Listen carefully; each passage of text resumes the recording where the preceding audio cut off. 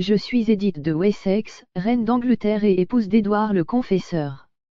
Née vers 1025, je suis la fille de Godwin, comte de Wessex, et de Gita Thorkelsdottir, une noble dame d'origine danoise. Mon existence a été marquée par les intrigues politiques et les ambitions de ma famille, mais aussi par mon dévouement à mon rôle de reine et de soutien à mon mari, le roi Édouard. Mon mariage avec Édouard en 1045 était une alliance politique, orchestrée par mon père pour renforcer notre position à la cour.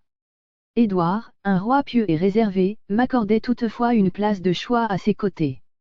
Bien que nous n'ayons pas eu d'enfants, notre union symbolisait l'alliance entre deux des familles les plus influentes d'Angleterre.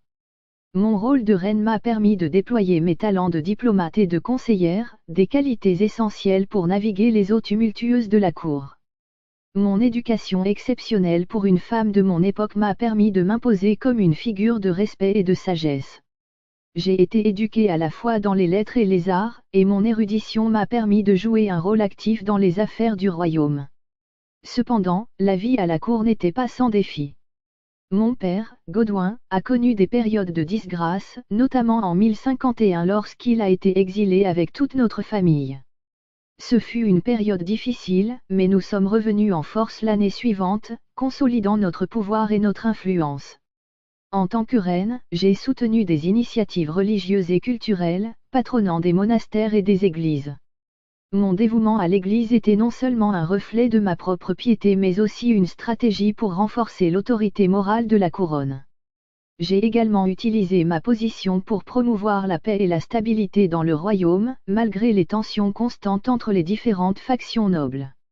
Les ambitions de ma famille ont atteint leur paroxysme avec mon frère Harold Godwinson, qui est devenu roi après la mort d'Édouard en janvier 1066.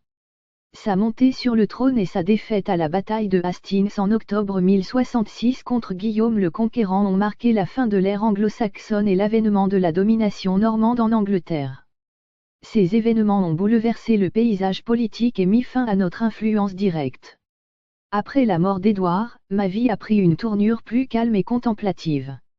Bien que j'ai continué à résider à la cour, mon rôle et mon influence étaient diminués.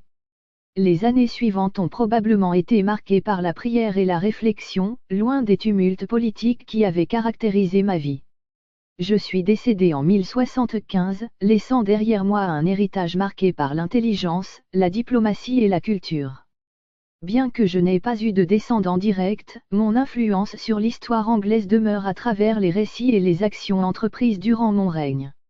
Mon histoire est celle d'une femme qui, malgré les défis constants et les intrigues, a su maintenir sa dignité et sa détermination, contribuant de manière significative à l'histoire de son royaume. Ainsi, je suis Édith de Wessex, une reine dont le nom est synonyme de sagesse et de résilience. Mon parcours témoigne de la complexité et des défis d'être une femme de pouvoir dans une époque de grands bouleversements.